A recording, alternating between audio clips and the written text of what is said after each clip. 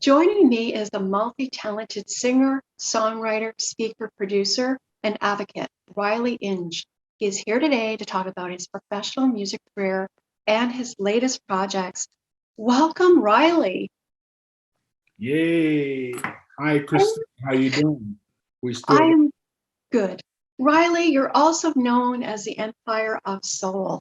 yes, Emperor of Soul. Yes. There's a So, reason for that. so I am just excited to have you here today and for our audience to you are so inspirational and I want to go back to when your interest started in music. Was it in church? Yes, it started in church. I'm originally from Alabama, and I was the kid of about 8 children in my family, father and mother, of course. And my dad started me singing in church. And he Yes. doesn't realize that because he died when I was 7 years old, right? But I remember my dad used to work 6 days a week. And the seventh day, he told my mother that he would cook breakfast for all of the kids every Sunday. And he would make certain that we all had to go to church every Sunday. And so I'll never forget this. And so one day all the kids got together and we said, we ain't going to church today. We don't want to go to church today. And we're going to all stand together and let dad know we don't want to go to church. Well, we were all sitting around the table waiting on our pancakes to be cooked. And he walked in and picked up the energy, right? And he said to us, he said, I want you kids to understand something. He said, in this house, there are two rules. You either go to church or you die. And he walked out of the kitchen. And we went to each other. Did he say die? Yeah. Uh, hey, what about that lady across the street who died 6 months ago? Has anybody seen her again? No. I think we are going to go to church. So going to church became a thing that I started singing in church and people started recognizing that I had a voice. But more importantly, I recognized that it was something that I attached myself to that I loved, and the rest is history. So I wish my dad had been around to know that that's what inspired me. Yes, and music. Would you say it was your escapism, like, or something you could hang on to? Like you start singing in church and Absolutely. Music is, I would feel like it's the closest thing to God, okay? Because it is a force that how can I say, dissembles everything. Whatever you're going through, language or whatever barriers, music is able to break it down and bring it to a human level where everybody understands it and feels it. And that is the power of music. And so I'm so grateful that this has been thrust upon me in my life. It was the greatest thing could have ever happened to me, is to be a part of the music family on this planet. Riley, the first time you sang in church, can you remember how it felt? Yes, it was nervous. Never been up in front of people before, and seeing people in the audience and all of that. But I just knew that I loved it. It was something about singing. It was something about expressing myself. It was just moving me. It was like beyond me.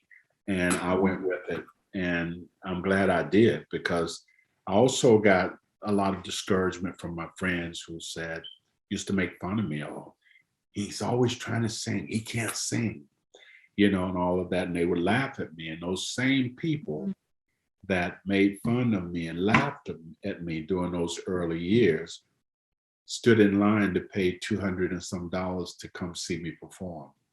So I had the last laugh, right? the thing is that I stayed with my passion. And that's why I always tell young people, I used to do public speaking throughout the province, and a lot of places I've gone to do public speaking to young people in schools all over. And I would say, always find your passion. I would always say to young people, find your passion in life and you're going to be all right. And one day, Christine, I got challenged with that. A young man, because the teachers would line up all the students that I spoke to, and before they would go back to their classrooms, they would have them to shake my hand. And so this one student walked up to me, he says, Mr. Inge, he said, I heard you speak at my school the first time, and then now you're speaking at my brother's school. And I came over because I loved your speech so much to join my brother's audience to hear you. And he said, but I always hear you say, find your passion in life. He said, how do you know when you found your passion in life?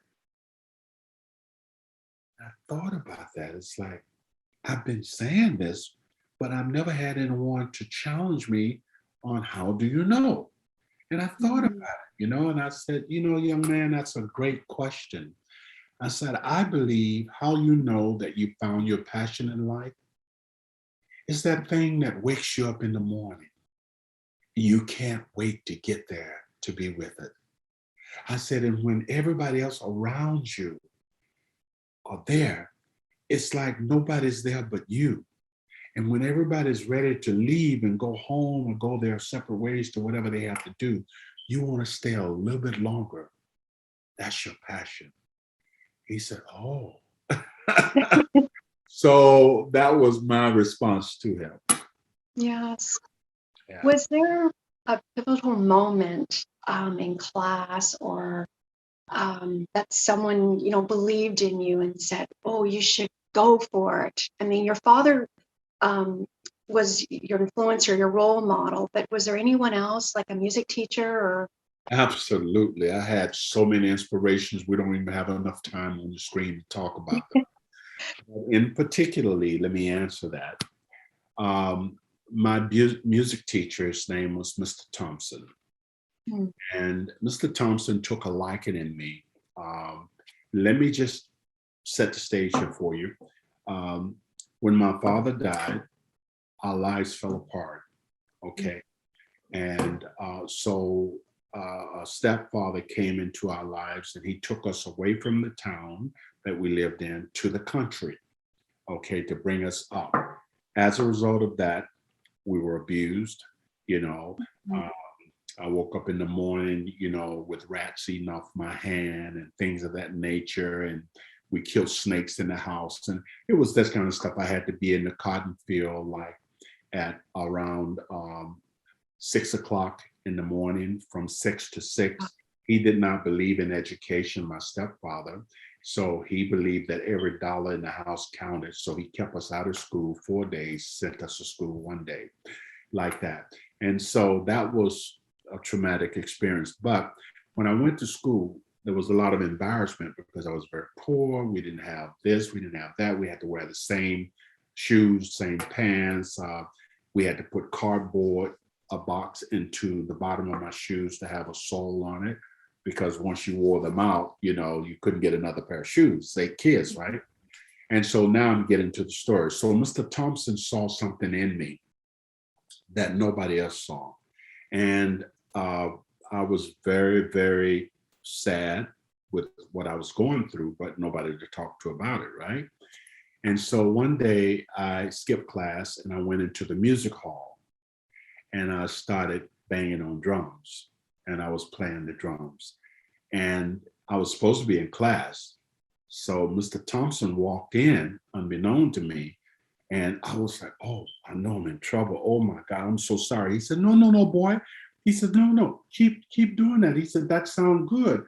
Where did you learn how to play drums like that at? I said, Mr. Thompson, every year we have a homecoming. And so when the teachers let us out of school for 12 o'clock to go home and then go downtown to watch the bands perform, I would go and get one of Mama's old tubs that had holes in it. And I would take a string and tie it around my waist. I was like about 7 years old then. and I would take 2 sticks from the tree, and I would go downtown and wait on the band to start playing, and I would play the tub along with them like I was playing the drum. So I was the only, I know I was different because I was the only black kid walking around with a tub wrapped around his waist and 2 trees from the stick. But anyway, I said that's what got me into playing drums. Yes. And do you So still play the drums? Do you one still day, play the? yes, Oh. I can. One day we had music theory Mhm. with Mr. Thompson. I'll never forget this. And he liked me, and I guess he was trying to, you know, elevate me. You know what I mean? So he said, "Inge, come to the board and write music theory." So I sat there, and he said, "Inge, come to the board and write music theory." And the other kids was like, because they always called me dumb, stupid, or whatever the case might be. So I said, listen, and he said, "Inge, did you hear me?" I said, "Come to the board and write music theory. What's wrong?" I said, "Sir," I said, "I can't write music theory." He said, "Why is that?" I said, "Because I'm dumb." And he said, "You come up here right now. You come up here to me right now." And I walked up to him, and he said, "Let me tell you something. Don't you ever use that kind of word in my classroom, ever. You understand?" He said, "Somebody else's opinion of you should never become your reality of yourself." Wow.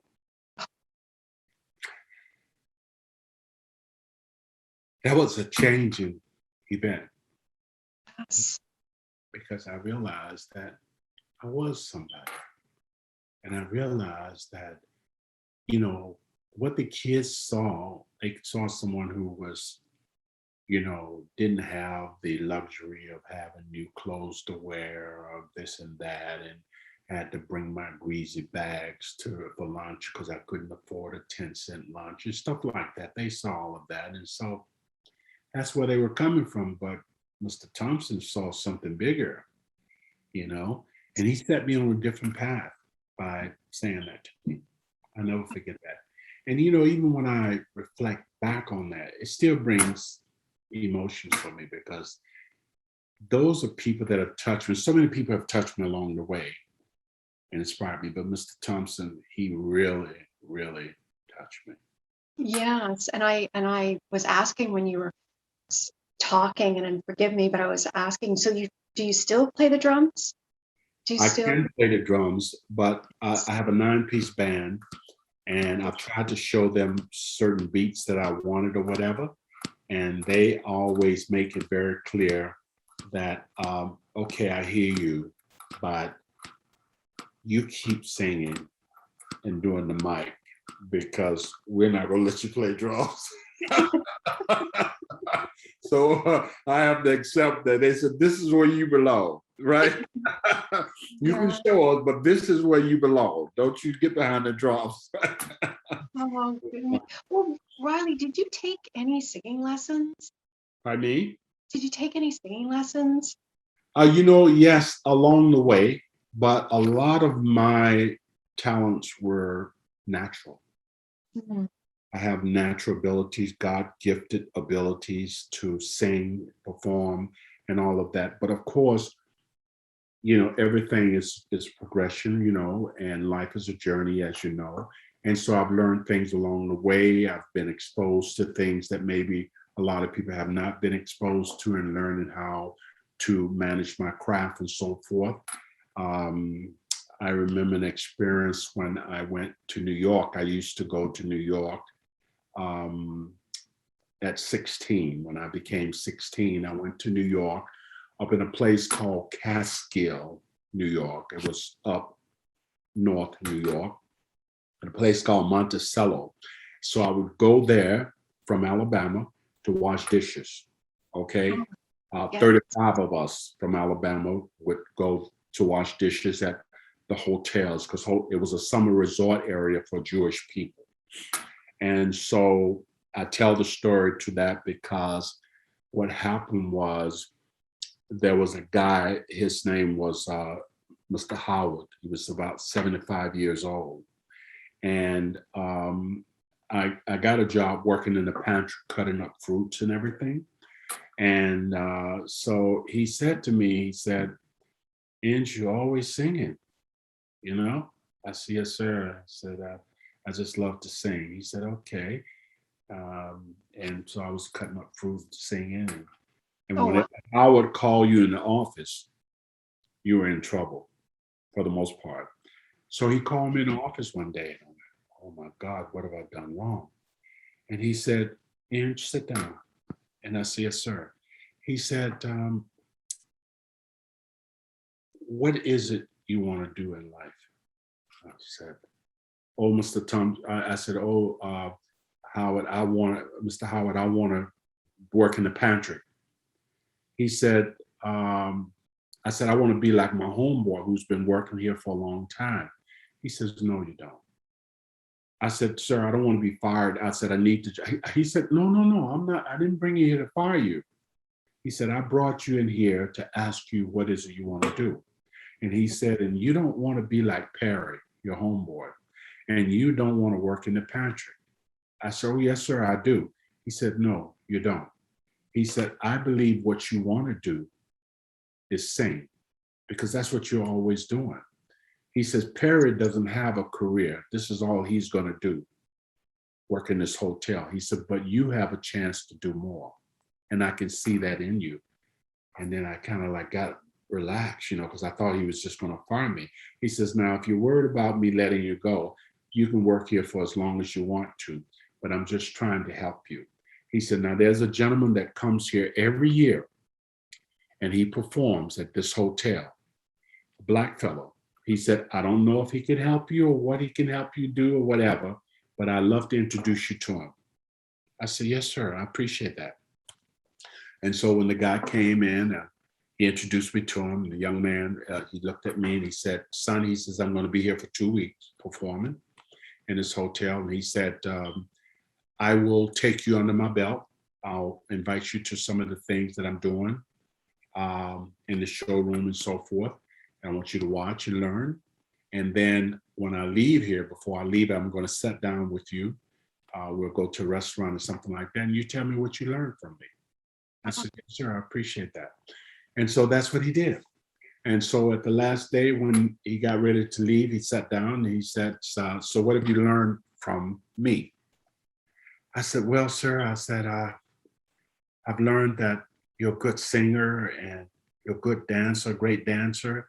I love the way you dress. And I said, I grew up in Alabama and where white folks, talk down to black people. And, you have these signs saying you can't go to a bathroom unless it's marked colored Negro, and this is marked white and things like that. You can't drink out of fountain. I said, but I've never seen a black man that have so many white people that like him. And I said, I'd love to have that. He said, okay. He said, okay. He said, so that's what you've learned from me? I said, yes, sir.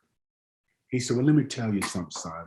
He said, what I've taught you is how to be among people, but not necessarily with them. Mhm. And he said, when you learn how to manage that, you'll be successful in your life. And that man's name was Sammy Davis Jr. He was a big inspiration to me as well. Like I said, I've met a lot of great people. There's not enough room on this. That's why you you your memoir. yeah, my life has been so enriched by meeting so many beautiful people along the way. And so, Riley, so you're in New York. Can you share some highlights, career highlights? In New York?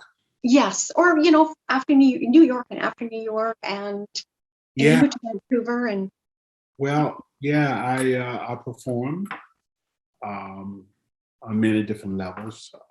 I performed at Woodstock. Um, I did things at a lot of clubs in places around town, right? Uh, Around the Catskill area, New York as well. And then I met up with the Temptations, and I did work with them. I opened shows for Smokey Robinson and people like that. So I've done a lot of things, exposure, so to speak. And all of those things have brought me to where I am today. You know what I mean? It's made me who I am. And I said to my daughter's into entertainment right now. My baby daughter, she's 32 years old. She's an incredible actress and an awesome singer. And I said to her, I said, honey, whatever you do, stay humble in life. I said, stay humble. I said, don't forget the tree that bends closest to the ground bears the most fruit. And she said, Dad, what does that mean? I said, people who have lived a lot, done a lot, overcome a lot, they're the most humility people you'll ever meet in your life. And they're always willing to give and share with you what they have in the most humble way. So stay open. Don't forget that. And just receive, because that's what it's all about, you know? And so my journey has been like that it has allowed me to really see the true essence of us as human beings. And we all have something to give. We all are unique in our own way, right? If only we would trust that part of us, and be open. So I never walked around with a chip on my shoulder, daring someone to knock it off. I've always walked around with my heart open, willing to give a person a chance to walk in, and that's the difference right there. Yes, Riley, you have an impressive career, and how do you stay so positive despite obstacles? What advice would you give to someone? Your faith, how do you know become so positive? Well, I think what it is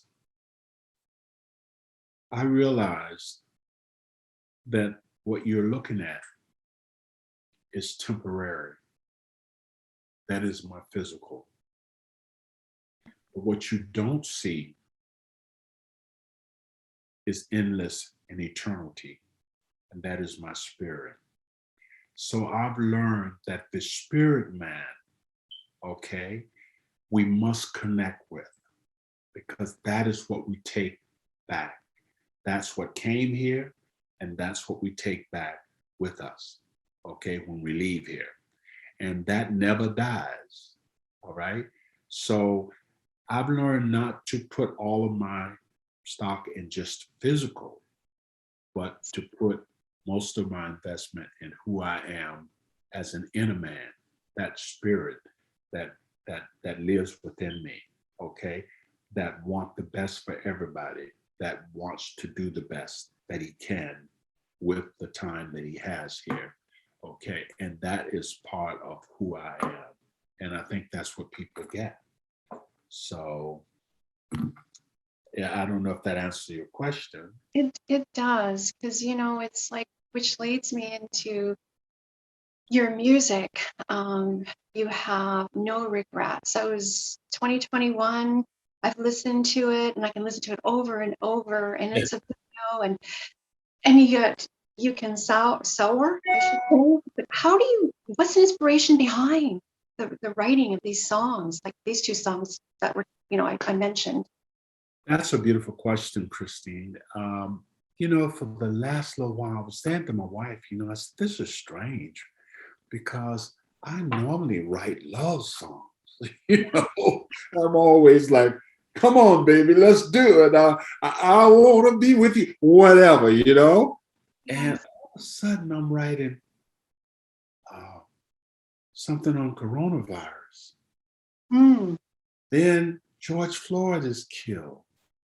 I write Wake Up Justice. yes. Then Black Lives Matter rises up.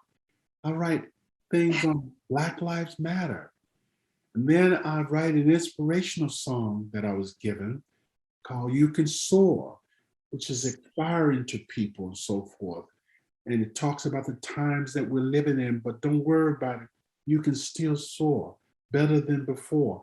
I mean, things like that. And then the next song comes, There's No Regret. I give all praises and I give all thanks to my creator and my maker because those songs were given to me from that spiritual realm. That's the way I receive it, and that's the way I process it. So it's been an amazing journey, but I'm like, why am I writing these type of songs? You know? Yes. And I feel like that's where God has me right now, is to get messages out to the planet and to the people. And it's those kind of messages that are speaking to, they're timeless, the things that I'm writing. It's something that generations upon generations can look at many years to come and say, wow, no regrets. That'll never go away. Wow, you can soar. We all need to know that. Black Lives Matter, endless. Wake Up Justice. Do we all need that all over the world? No regrets, so it goes on. So all of those songs are beyond me. And the inspiration, like I said, I just give praises to God for all of those inspirations that came to me, because those songs could have gone to anybody, of those thoughts, but they came to me. Like, do you have like a notebook beside your bed, or how do you like? Are you dreaming these words? Like how? Like, save the world. Like, was there a moment like, oh, I gotta write it down? Well, and I use the same track for the coronavirus that I used for Save the World, because that's the way it came to me to do. But interesting, what happened was 9/11 happened. Yes. And I was with a different lady at the time. I was living down on Beach Avenue and in a penthouse there. And I was lying in bed, and my wife then came in. She says, wake up, wake up. I said, what's wrong? What's wrong? I'm thinking somebody's, broke into our home or whatever. And I said, what's wrong? What's wrong? And she said, the planes are bombing New York. I said, the planes are bombing New York? What do you mean? And she said, turn on the TV, turn on the TV. And I'm thinking Pearl Harbor when she said the planes are bombing New York, right? I'm thinking Pearl Harbor. So I turn on the TV and I see this second plane go into the building and hit it. And I saw fire on the other building and I went, oh my God. And so something set within me at that moment. It said, get up, go into your studio room and write a song. But don't write it like a songwriter normally would write it. We try and write things that make little points and creative this and creative, make you think. You go, never thought of that, whatever. But it said, write it the way you saw it. So the way I saw it was the way that I wrote it, right? And I said, woke up this morning, turn on my TV, the news stations reporting an awful tragedy. I asked myself, could this be real? Innocent people lives wrapped up in balls of steel. The horror of the shock still lingers in my mind. People dying in the street, fleeing from the fire. So much devastation, who can really explain? Then came another explosion. I thought I was going insane. What is, and it was so real because that was my experience that I had at that time, right? And so those things just come to me that way. And no regrets was like, Shelley, your friend, inspired no regrets. Did you know that? No, now I know, and the audience knows. Let me tell you what happened real quick. Shelley called me up on my birthday, which is September 26th. And she said to me, Riley, happy birthday. And I said, thank you, Shell.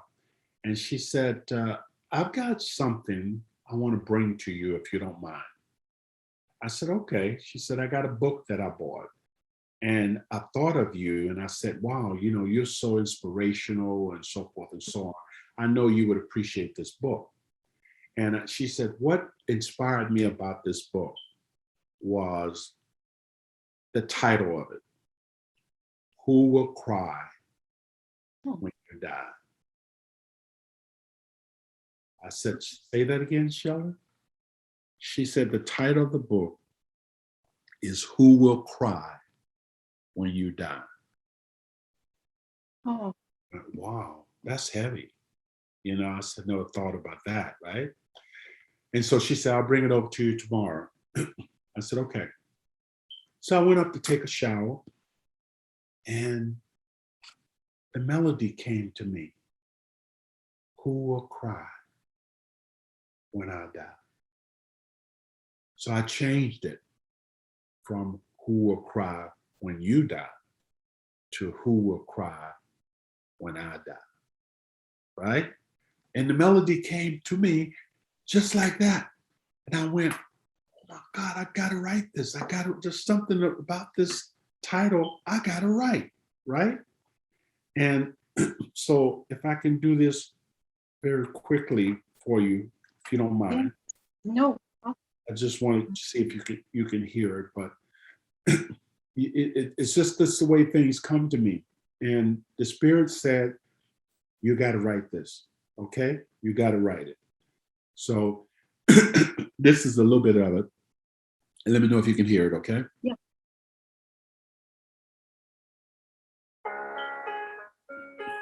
Can you hear that? Yes. I'll do just a little bit of it for you just to show you where it's coming from.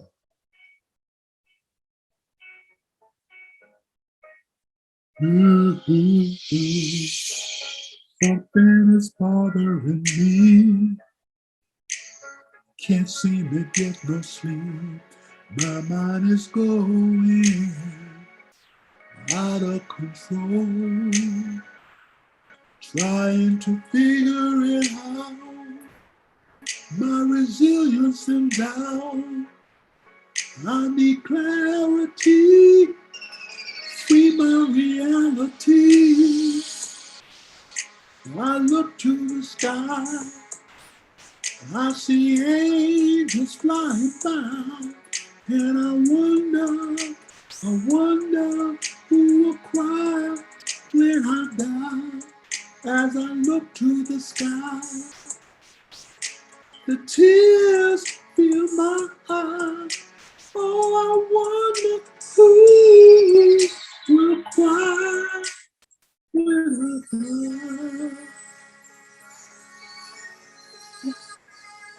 You know what I mean? It's beautiful. So beautiful. I couldn't believe that this was coming through to me. Can't seem to shake my fears. Voices all in my ear. What have you done with your life since you've been here? Don't wanna be alone. All of my hope is gone. Help me face my fear. I don't wanna leave here. I look to the sky. I see angels flying by. And I wonder who will cry when I die. I look to the sky as the tears fill my eyes. Oh, I wonder who will cry when I die. Oh, it moves. It moves Yeah, me. yeah. I mean, you know, and that was just the way it came to me and just things like that, right? So I said, I haven't recorded that yet. I just, wrote it, wrote the words out, and I did all of that. And so then I have to go into the studio and record it, but it's going to be so emotional for me. Yes. I really wanted to take time to really do this, the right way, and make certain that I am ready to, to bring it out. Thank you, Riley. I mean, it's very moving and it's touching. There's no other words to describe. I mean, it's just emotional. But on that note, so Yeah. no Yeah. pun no pun intended. Right. Um, what do you want people to take away from your music, and how do you describe your music? Well, that's a good question. My music is a message, and it's a message to the soul. Anyone that will take time to listen, and it is also a message from my inspiration, which comes from God. Okay, which is my soul that I give out to everything that I do. So I know I sing from R&B. My background is gospel and R&B, but I want my music to be something that everyone can listen to, black, white, whoever, right? It's not just for black people. It's not just for white people. It's just music that are universal. That's the way I like to be perceived, right? Because, like I said, soul has no gender and has no, you know what I mean? It is what it is, right? It's that beautiful energy. And that's the way I like to be perceived, if that makes sense. Yes, and Riley, can you share some of the feedback that you received from your songs? And Yeah, No Regrets is like really, really amazing. Wake Up Justice got some beautiful feedback from that. I think there's a lot more promotional stuff that I can do, and I plan on getting behind that and promoting it more. But more people need to hear what I've done. Okay. But, it takes money and funds to be able to get behind all of this stuff, to be able to do it the right way, and to know all of these mechanical things that young people use in the day, and the media and all this stuff. I'm not so much up on that, but I've got to probably get somebody that can help me with that, because I know I've got something that's worthy of going out there and making a difference in people's lives. And to me, right now, to be honest with you, it's not about how much money I make or anything like that. It's about getting a message out there. It's about trying to reach people and make a difference in their lives. And if I can do that, there's no amount of money you can put on that, as far as I'm concerned, you know? So my plan of all of what I'm doing is not about how much money I can make. It's about how much of a difference I can make in humanity. And when I leave here, when I close my eyes, I want to be able to say, I did the best that I could with what I had. I gave the best of who I am, you know?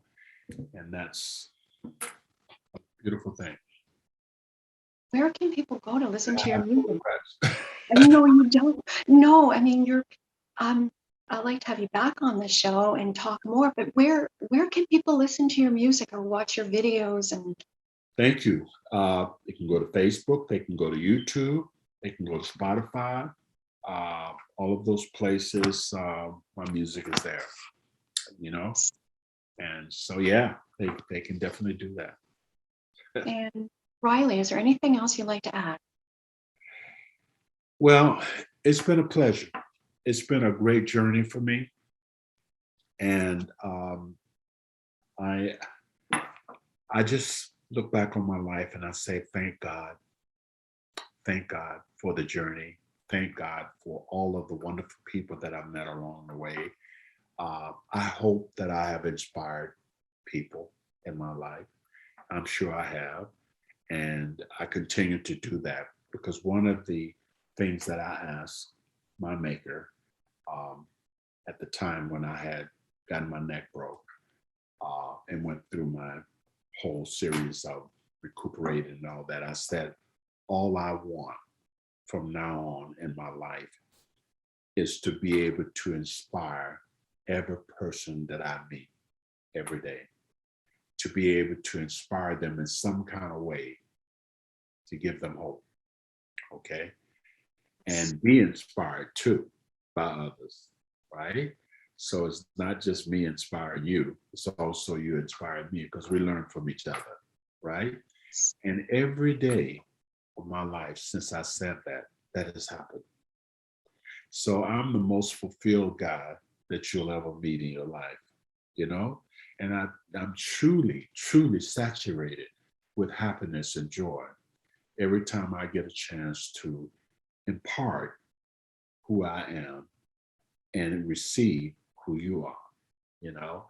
And that's just a beautiful union. And I enjoy that. My wife, sometimes she looks at me, she said, honey, did you go out today and talk to anybody? No, she said, I could tell. Because she knows that I love doing that, you know, and I love partaking of other people as well. So I would say if I had to say a lasting thing to someone, anyone, I would say keep loving, okay? Keep giving, stay open, okay, to receive, and to know that everything in the end balances out for the good. Your intentions has to be honorable every time. Whatever you do, you might make mistakes. We all do, nobody's perfect. But make certain that from the time that you start going forward, your intentions are honorable. Thank you. Thank you, Riley. I love for you to come back and 6 months maybe from now, or, I just so appreciate your time with us, and the audience is going to love this interview. And Absolutely. And thank you so much, Christine. And you're doing great work, and what you've taken upon yourself to be able to allow these type of platforms to exist and a person like myself to come along and to talk and to partake of that. It's a wonderful thing. So I wish you all the blessings, and thank you. you're truly an angel. There's a saying in the Bible that says, many are called, but few are chosen. And when people like you and I step up, we're the chosen few. Okay. So just keep doing what you're doing. And thanks to Shelley Leonhardt for connecting us. And Absolutely. Absolutely. And we'll be in touch. yes, thank you again. And Okay. bye for now. Okay. Okay. Bye. Much love. Bye, Riley.